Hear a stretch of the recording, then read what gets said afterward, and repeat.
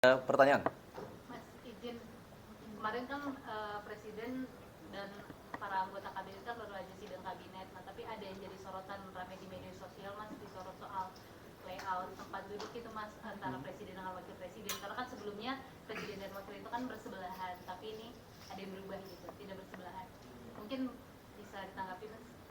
Baik, terima kasih pertanyaannya. Tapi sebelum saya menjawab mengenai masalah layout, sebagaimana yang kemarin kami sampaikan bahwa Bapak Presiden kemarin tanggal 20 Juli 2026 mengadakan atau memimpin sidang kabinet paripurna pertengahan tahun, atau kalau ada istilah biasanya setelah selesainya semester pertama dalam satu tahun. Yang perlu juga kami informasikan bahwa sidang kabinet paripurna sebelum yang kemarin itu dilaksanakan pada tanggal 13 Maret kalau kami tidak salah 2026, jadi kurang lebih 4 bulan yang lalu. Jadi ini adalah sidang kabinet paripurna rutin yang diselenggarakan oleh Bapak Presiden.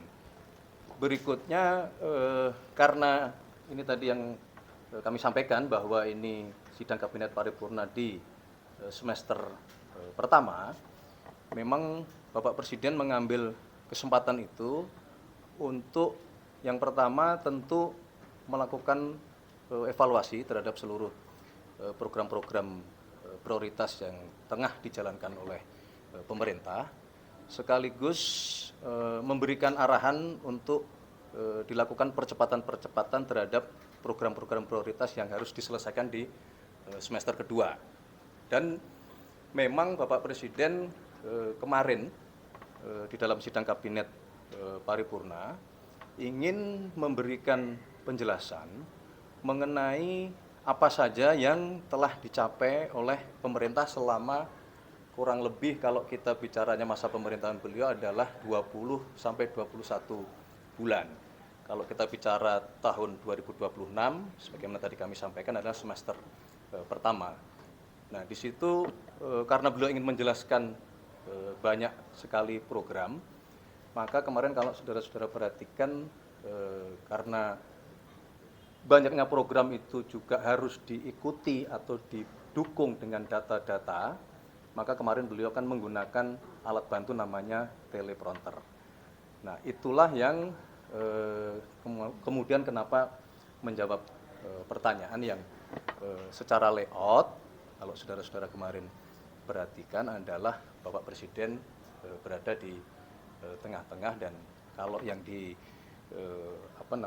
dipertanyakan adalah posisi dari Bapak Wakil Presiden, kalau menurut kami ini hanya masalah kebutuhan teknis semata, tidak ada hal-hal lain yang mungkin perlu dikhawatirkan. Yang paling penting justru bagaimana secara substantif apa yang disampaikan oleh Bapak Presiden kepada seluruh jajaran adalah memberikan penilaian, memberikan evaluasi, menyampaikan prestasi-prestasi Kabinet Merah Putih yang selama kurang lebih 21 bulan diberikan kepercayaan di bawah pimpinan Bapak Presiden Prabowo dan Wakil Presiden Bapak Gibran Rakabuming Raka. Sudah banyak sekali prestasi-prestasi yang berhasil dicapai, dan tentunya diakhiri dengan bagaimana beliau menghendaki untuk kita di sisa semester yang kedua ini melakukan percepatan-percepatan terhadap program-program prioritas yang masih harus kita kebut pelaksanaannya. Demikian. Jadi tidak ada kaitan dengan anggapan bahwa posisi Presiden dan Wapres tidak setara gitu ya, Mas? Tidak ada, sama sekali tidak ada, sama sekali tidak ada. Kami pada posisi kita sekarang sedang kompak-kompaknya, sedang semua berusaha keras mencapai apa yang menjadi garis dari Bapak Presiden, menjadi garis dari program kerja dan prioritas nasional semata-mata semua untuk kepentingan masyarakat, kepentingan bangsa dan negara. Dan tentu kita menyadari masih banyak juga permasalahan-permasalahan yang dihadapi oleh masyarakat dan dihadapi oleh bangsa kita. Jadi tidak ada sama sekali. Artinya nanti kalau ada kembali bergantian atau? Ya nanti kita lihat. Demikian. Selanjutnya soal Cukup. Jampitsus, Mas. Kenapa sampai saat ini belum ada pengganti Jampitsus yang definitif, masih sampai saat ini masih diduduki oleh PLT gitu? Ya baik, kembali kami sampaikan bahwa minggu yang lalu Bapak Jaksa Agung telah secara resmi berkirim surat kepada Bapak Presiden berkenaan dengan usulan nama pejabat Jaksa Agung Muda Tindak Pidana Khusus yang beberapa waktu yang lalu yang bersangkutan yang saat itu menjabat mengajukan pengunduran diri. Nah, dan waktu itu kami juga menyampaikan bahwa kami mohon waktu untuk dibahas sesuai dengan mekanisme di tim penilai akhir, dan insya Allah 1-2 hari ini sudah akan ada keputusan dan Bapak Presiden akan menandatangani kepres pengangkatan pejabat yang baru. Demikian. Mas Pras, terkait dengan yang viral akhir-akhir ini kan Menteri PU dikritik gaya bahasanya, begitu ada yang bilang selengean dan lain sebagainya. Nah, evaluasi dari Istana sendiri mungkin sudah ada? Ya, kalau berkenaan dengan evaluasi kepada seluruh kementerian maupun kepada pejabat menterinya, memang rutin terus menerus kita lakukan evaluasi dalam artian saling berkoordinasi, dalam artian saling memberikan masukan, karena ada beberapa hal yang memang tergantung konteksnya ya. Kalau evaluasi dari sisi kinerja itu ada sendiri, bagaimana cara kita kemudian mengevaluasi. Tapi kalau pertanyaannya tadi adalah mengevaluasi dari sisi bagaimana cara berkomunikasi, apalagi yang berkenaan dengan karakter masing-masing, itu juga tentunya parameter atau indikator dan cara mengevaluasinya berbeda. Jadi kalaupun ada yang berkenaan dengan masalah menteri, salah seorang menteri yang kemudian dianggap cara menyampaikan sesuatu ke publik itu dianggap kurang pas, nah itu menjadi catatan untuk nanti kami komunikasi dan kita berharap akan diperbaiki gitu. Demikian. Mas, soal Kepres yang Jampitsus itu, kabarnya sekalian sama 3 pejabat lain selain Jampitsus, ada Wakil Jaksa Agung dan juga 2 lagi mungkin apa? Ya, sebagaimana kami sampaikan memang ada beberapa nama yang diusulkan, tetapi kami mohon besok saja setelah Kepres ditandatangani, karena biarlah menjadi keputusan terlebih dahulu untuk nanti kami sampaikan kepada teman-teman media dan kepada masyarakat. Ada pesan khusus yang dari Pak Presiden kepada Jampitsus? Pesan khusus dari Pak Presiden kepada Jampitsus? Pesan khusus Bapak Presiden kepada Jampitsus yang baru? Ya belum ada. Tapi nanti pada waktunya pasti akan ada pesan-pesan khusus dari beliau. Bilang Mas, kalau pemilihan Jampitsus ini merupakan wewenang dari Pak Presiden langsung. Ini sudah ada komunikasi dan penunjukannya, pertimbangannya seperti apa melihat untuk memulihkan kepercayaan publik gitu Mas? Ya ada dong, tapi kan tidak berkenaan dengan hal tersebut. Mungkin mohon maaf tidak bisa semua kami sampaikan ke publik, tapi bahwa proses seorang Bapak Presiden kemudian di dalam mengambil keputusan tentunya kan banyak hal yang menjadi pertimbangan, dan banyak juga beliau meminta masukan-masukan maupun pendapat-pendapat dan tentu penilaian-penilaian dari banyak pihak. Mas, soal Babinsa diminta untuk mengawasi pajak itu sejauh mana Mas pembahasan Mas? Kemudian sama wacana Presiden mau meresmikan pabrik motor listrik itu kapan Mas rencananya Mas? Kalau mengenai Babinsa saya kira belum ya. Kemarin juga Dirjen Pajak juga sudah memberikan penjelasan. Kalau berkenaan dengan motor listrik nasional ya. Nah, berkenaan dengan motor listrik nasional nanti pada waktunya akan kami sampaikan dalam waktu dekat. Mungkin akan ada semacam launching ya, motor listrik nasional hasil karya anak bangsa yang sekali lagi ini membuktikan bahwa sesungguhnya kalau kita memiliki kehendak, kalau kita memiliki keinginan, ya bangsa Indonesia akan mampu mencapainya. bahwa mungkin masih ada sedikit kekurangan, ya mari itu bersama-sama kita perbaiki.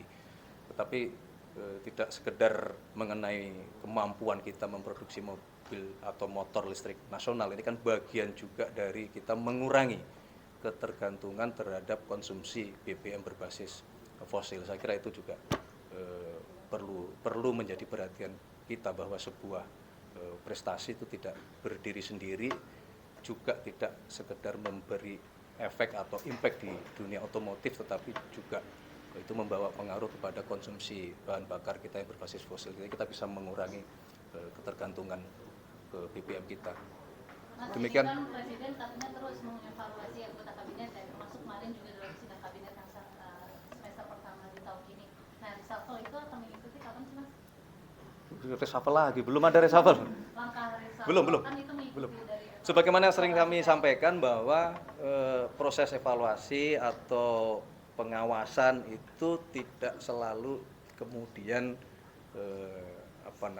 berujung dengan adanya reshuffle, ya.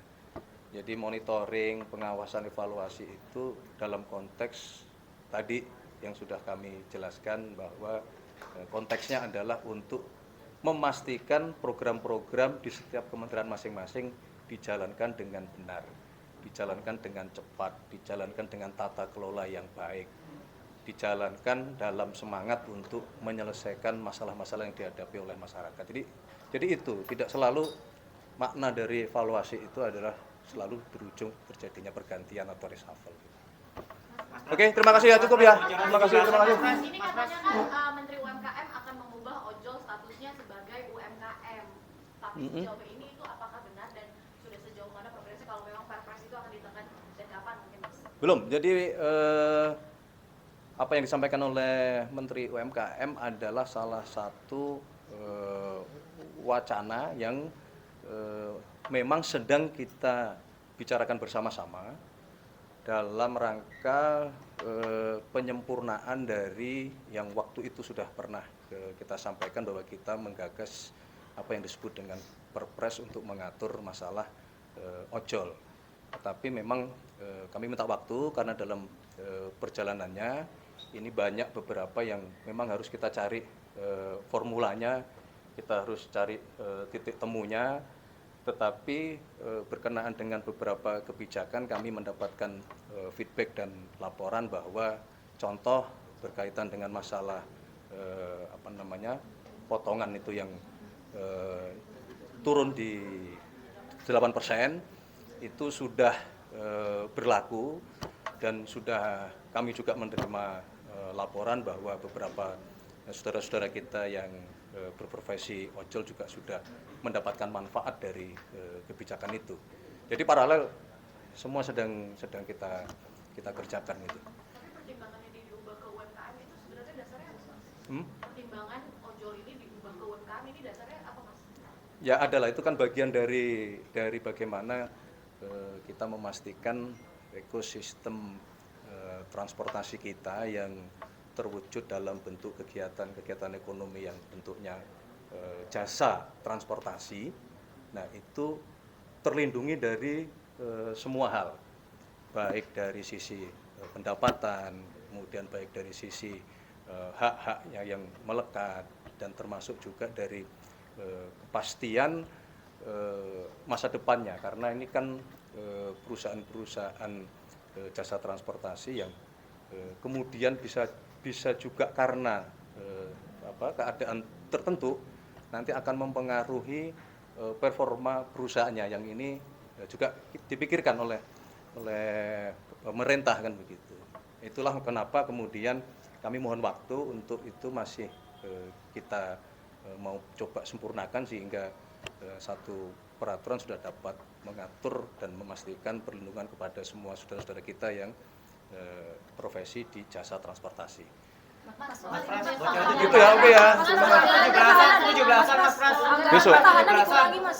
Besok sesuai dengan agenda, Bapak Presiden akan memimpin upacara Prasetya Perwira TNI dan Polri di Istana Merdeka pada pukul 8 pagi. Mas Pras, Mas, ada Mas, anggaran Mas, pertahanan, Mas. Kan tahun lalu 20.000 ya. Kalau yang akan dijadiin perwira tahun ini berapa kan Mas? Karena ada perubahan nanti kami cek ya, kurang lebih di kalau kami tidak keliru di kurang lebih di 1.500. Tapi nanti kami coba cek kembali karena ada penambahan jumlah peserta didik atau jumlah taruna gitu. Mas Mas, Pras, terkait bicara anggaran 17-an, pertahanan Mas. yang Oke, terima kasih. 17-an. 17-an, Mas. Anggaran pertahanan yang berapa, Mas? 17-an. Mas Pras. Iya. 17-an baru mulai persiapan, jadi beberapa kali kami sudah melakukan rapat koordinasi.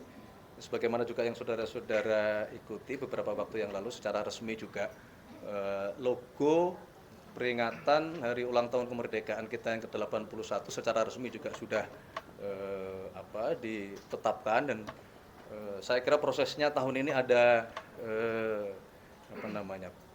perbedaan sedikit karena di dalam hal penentuan kita melibatkan partisipasi masyarakat, partisipasi publik untuk mari bersama-sama memilih mana logo yang nantinya akan secara resmi kita pakai atau kita tetapkan sebagai logo resmi dan alhamdulillah sudah. Yang kemudian beberapa waktu ini kami juga sudah melakukan rapat-rapat koordinasi untuk persiapan baik pelaksanaan upacara 17 Agustus maupun kegiatan-kegiatan tambahan lainnya. Musik-musiknya mungkin Ya, tambahannya apa, Mas? konsepnya Mohon bersabar ditunggu dulu biar ada elemen of surprise-nya Di gitu. IKN ada nggak, Mas? IKN IKN ada nggak, Mas? Mas, menurut Di Jakarta mungkin Mas ada Satu. Ada apa di IKN? Mas, apakah akan dipangkas gitu Mas anggaran MBG ini? Jadi gini, kalau pertanyaannya berkenaan dengan anggaran MBG, Menteri Keuangan juga sudah menyampaikan bahwa ada kemungkinan setelah proses perbaikan di manajemen atau di pimpinan Badan Gizi Nasional dan setelah ada proses validasi data, ada kemungkinan akan terjadi penurunan kebutuhan anggaran MBG. Kalau Yang anggaran sampai pertahanan, 30 kalau anggaran pertahanan Mas, 35 ini juga rame kan Pak anggaran. Presiden pas di Malang bilang kemungkinan anggaran pertahanan akan turun dan anggaran kepolisian. Ya kan kemungkinan ya, kemungkinan itu kan artinya kalau memang dalam situasi yang dibutuhkan ya mungkin itu akan dilakukan. Tetapi hasil evaluasi kami sampai hari ini alhamdulillah ya, fundamental ekonomi kita cukup kuat, fiskal kita juga masih sangat terjaga ya, berkaitan dengan masalah defisit anggaran dalam 1 tahun APBN berjalan juga masih sangat terjaga. Kami terus bekerja keras di satu sisi melakukan tetap melakukan sesuai dengan petunjuk Bapak Presiden terus menerus anggaran-anggaran yang memang itu dirasa kurang produktif, kurang berdampak, untuk itu juga terus menerus kita upayakan untuk diefisienkan. Ini juga Oke ya, demikian ya semua ya. Terima kasih ya. Terima kasih. Angin Mas, ini kan 1,2 Mas, ada 17-an di Jakarta belum? Mas, Mas, 17-an di Jakarta apa di IKN? Semangat Mas.